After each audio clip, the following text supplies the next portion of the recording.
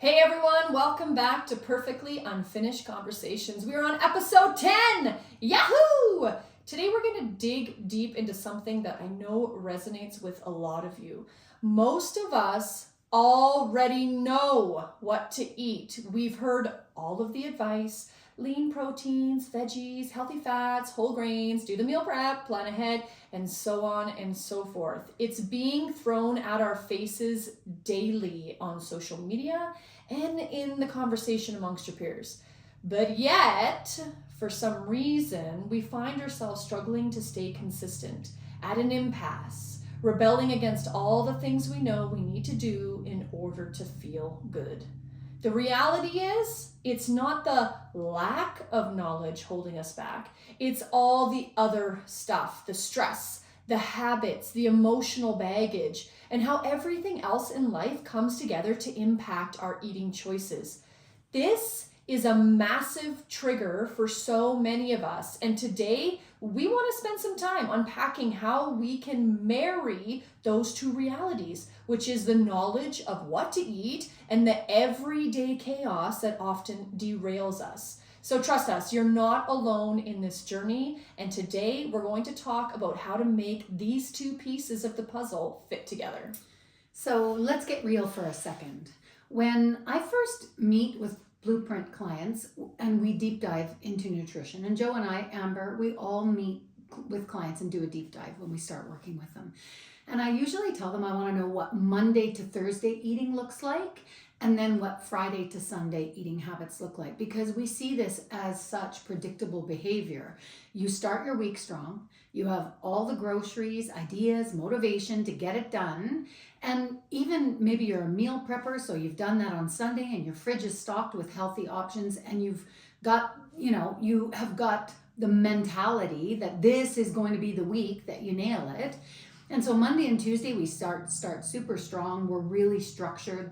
That's very, very typical. And by Wednesday or Thursday, things start to sort of go sideways. You've been worn down by the bullshit of the week, and your stress is beginning to accumulate. And so if you've had a rough day at work or the kids need attention, suddenly that healthy meal doesn't sound so appealing at all. And pretty soon you're choosing to skip the dishes or find a quick fix, fast food, or the snack that's easy but not aligned with your goals. It happens to the best of us. You're only human, and it's not because you don't know what to eat. It's because life happens and because our brains are really tricky. Here's where it gets interesting. Food for many of us becomes more than just fuel. It becomes a comfort, a reward, a stress reliever, or even a way to escape, like your coping mechanism. Food has also been tied with, family, friend, get-togethers. You're always bringing something to the potluck. We celebrate, we eat, we die, we eat. We eat not because we're hungry, but because it serves a purpose in the moment, a purpose that has nothing to do with actual nutrition. How many times have you reached for food, not because you were physically hungry, but because you were emotionally drained? Or how many times have you poured yourself a glass of wine after a long day, not because you wanted to celebrate, but because you needed to unwind? How often have you found yourself mindlessly snacking in front of the TV? And not because you were hungry, but because it felt comforting after a stressful day, or it's just what I do at the end of my day, right? Maybe it's boredom, maybe it's stress, or maybe you're just craving some comfort after a long day. That's what we like to call emotional hunger. It's different from physical hunger, and it can be a lot harder to manage. So it's really important to remember that the human brain is actually wired evolutionarily for three things. It wants to avoid pain, it wants to seek pleasure, and it wants to take the path of least resistance. It wants the easy road. It is a survival mechanism, and it's the equivalent of the installed software that is running on your supercomputer. This is the way everybody's brain works. And this is what makes it so difficult to stay 100% true to your best laid plans, because it's your primitive brain that's telling you, I just want to make it feel good, make it easy, I don't want to suffer anymore. Ooh, look, cake. And it's not impossible, but it's difficult to get what you want once you know how to manage your own brain. Example, let's say you've had a stressful day at work. You know that when you get home, you've got a fridge full of healthy meals that are waiting for you. But instead of reaching for that balanced dinner, you find yourself grabbing chips or getting a pastry off the counter, or just last minute, I'm going to order pizza. Why? Because at that moment, the food isn't about fuel. It's about numbing the stress. It's about relief. And that's the tricky part. When we use food as a coping mechanism, we're not solving the real problem. We're just soothing ourselves in the moment. But that relief is only temporary, guys. And in the long run, those choices don't serve us. They might feel good at the moment, but they don't support our goals. So here comes the $1 million question. How do we break that cycle? Or how do we move from knowing what to eat to actually following through, even when life throws us curveballs? The first step, you got to understand your triggers. And we're talking about more than just recognizing that you eat when you're stressed or bored. We're talking about digging deeper, asking yourself, like, what's really going on here? Why do certain situations push me towards food choices that they just don't align with my goals? It could be anything, a long day at work, a tough conversation, right, that you had to have with somebody, feeling unappreciative, feeling disappointed in the mirror, or just simply being overwhelmed by everything that you have to juggle. Food becomes a way to cope with those feelings. While we can't always avoid stress or change the things that trigger us or change our schedule, we can change how we respond. And here's another thought. Sometimes it's not that deep. There are times that humans use food to feel comforted or to decompress or connect with somebody or even numb out. But it can also be as innocent and insidious as thoughts like, I want more. It tastes so good. I'm addicted to food. I need a snack. I need Starbucks. I need something sweet after I eat. Like, these are thoughts that create desire or drive, and your brain is looking for something that feels good. But food, remember, is an inanimate object that sits on your counter, and then you have thoughts about it. It's not making you do anything. And the amazing thing about our brain is that it is thinking thoughts all day long. It's a renegade. And when you think about this, it's actually sort of trippy. Your brain's job is to keep you safe. And so it's narrating your world all day long. And it's also remembering the past. So your narration sounds like, don't forget this. Remember about that. Remember what a bitch she was? I got really good results at one time. I counted Weight Watchers points and I need to do that again. Or, salmon and broccoli for supper. That sounds so boring. I worked so hard today. I should order pizza and I'll have a glass of wine while I wait for it to get here. Like, we take our thoughts, our brain's going to offer this up as avoid pain, seek pleasure, take the path of least resistance. We think it's the truth, but it's just thoughts. And so we're being led by our brain every day, and most of the time on autopilot. And this is where you've probably heard Joe and I talk about awareness. Joe talks about it as meditation and being onto her brain and listening to her thoughts. I talk about it as awareness, staying aware of what I'm thinking. And it's a very similar thing. It is about becoming aware of the thoughts that your brain is always offering up to you all day, every day. And again, we think that they're the truth just because our brain is saying them. So we don't question them. We're like, oh yeah, pizza instead of salmon, that's a great idea. But instead, we have to be able to be onto ourselves and our brain.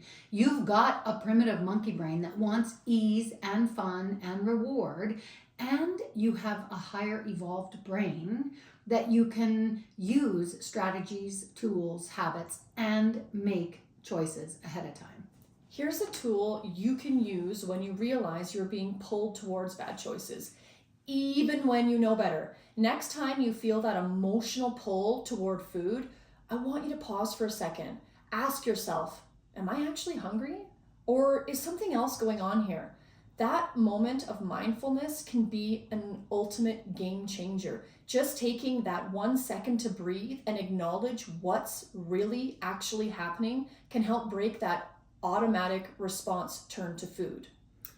We've recently been talking a lot about the ability to tune into our own hunger and fullness cues, and about how years of diet rules have totally screwed up this ability. And even worse, I think, it is that it creates so much distrust in ourselves. Like, we can't possibly trust our own body to be able to tell us someone else probably knows better than me, because my body and my brain aren't cooperating. I'm not able to get the results that I want. I'm not able to follow through. So, am I hungry can be a difficult question to answer if you've spent the majority of your life eating when you weren't hungry, or because you should eat something, or because you need to hit a protein target. And I think this is a really important thing to add, which is this is yet another reason why this work we do with clients is so meaningful, is because it's layers. It is complicated, you guys. It isn't just the food. And yes, it's food. And yes, we prioritize protein. Yes, fiber, color, water. Yes to workouts, heavy lifting and walking, stress management, mindset. But at some point, you have to tune into your own unique body. Another piece of this puzzle is your habits. And I'm sure you've probably heard the saying, we are what we repeatedly do. And when it comes to eating, this could not be more true. Most of our choices we make around food aren't conscious decisions. They're just habits that we do. You wake up, maybe you grab a coffee and a pastry on the way to work because it's easy and it's what you've always done. Or you sit down to watch TV at night and automatically reach for a snack, not because you're hungry, but because that's just part of your evening routine when you watch Game of Thrones. These are deeply ingrained habits, and over time, they just become second nature. And the habits that we have, that we choose or chose, we have them because they felt good to us. They feel good to us. And truthfully, that's whether they've set us up to win or to struggle. Changing habits, it isn't about willpower. Truthfully, it's about rewiring your brain to make different choices. And the key to that is repetition. Boring ass repetition. Consistency. Doing it when you don't feel like it. Showing up when your brain says no. Again and again. That's resilience, guys. You've got to train yourself to reach for something different when those triggers hit. So instead of grabbing a bag of chips or a glass of wine when you're stressed, maybe just go for a walk or sip some herbal tea.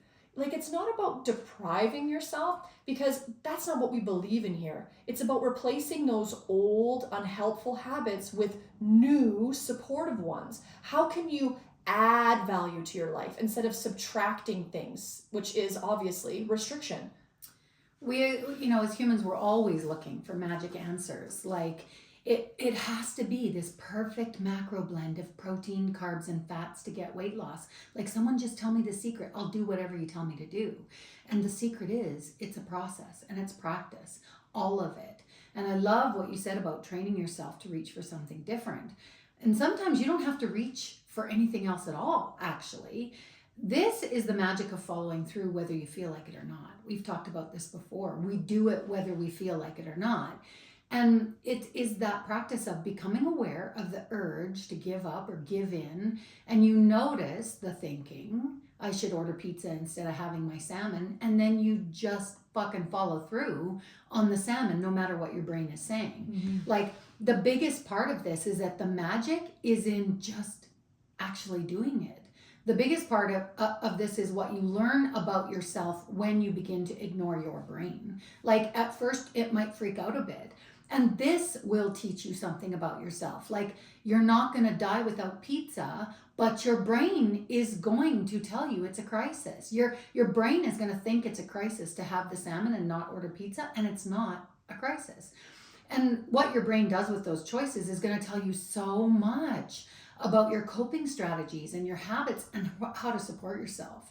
Your brain is perfect, right? Like, nothing has gone wrong here. It's just what brains do. And you have a higher self brain that can choose something else. It's kind of like that quote I've heard, where they say, you've come too far in life to take orders from a cookie. True. Right? True. So let's talk about strategy. We've talked about emotional triggers and habits, but what about the practical side of things? How can you help yourself stay consistent when life gets crazy? And one of the biggest game changers is preparation. I know you've heard this before, but bear with me because preparation, it's more than just meal prepping. It's about preparing your environment, your mindset, and your daily routine in a way that's going to set you up for success. So for example, let's say you know that by the time 4 p.m. rolls around, you're always starving and tempted to reach for whatever's easiest. And a little preparation here can go a long way. Instead of leaving that decision to chance, plan ahead. Have a snack ready, something healthy and satisfying, maybe some nuts, hard-boiled eggs, veggies and hummus, etc. This way that when 4 p.m. hunger hits, you've already got your solution in place. You've taken the guesswork out of it. And the same goes for your environment. If your kitchen is filled with junk food and counter pastries from the bakery at the grocery store, that's what you're going to reach for when stress hits. But if you fill your space with healthy, nourishing options, you're more likely to make those choices when the time comes. So this can be kind of controversial or debatable, but for me, this is the discussion. Are you a moderator or are you an abstainer? Like, do you have good limits and self-control, or do we need to practice that? Or are there certain things that you just know yourself to overeat or overdrink, for example, potato chips or ice cream or alcohol, that you would just have an easier time leaving at the store? Like, if you can't trust yourself yet with that food, why are you bringing it home to your environment? Why are you bringing it home to the house, to the pantry? Like, if you cannot avoid the lure of animal crackers, why are you putting animal crackers in your shopping cart? And a lot of times what we have is people who say, well, my kids need stuff for lunch. And that's got to be a future podcast, because current health and obesity statistics in school-age children should scare the shit out of parents. Like, ain't nobody need animal crackers. Not every day. You know, we like them. They make us feel good for about 5 minutes.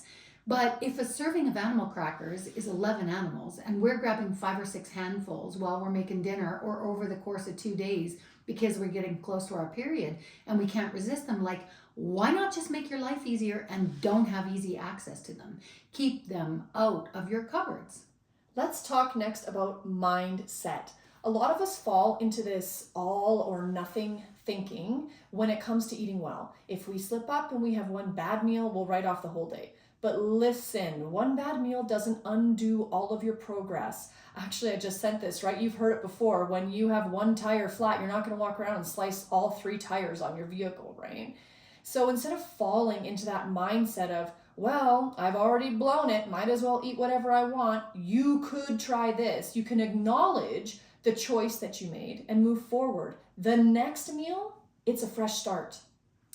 I suspect that many people approach this journey from the lens of like hard ass, short-term pain, restrict things, like I have to suffer through this in order to get there.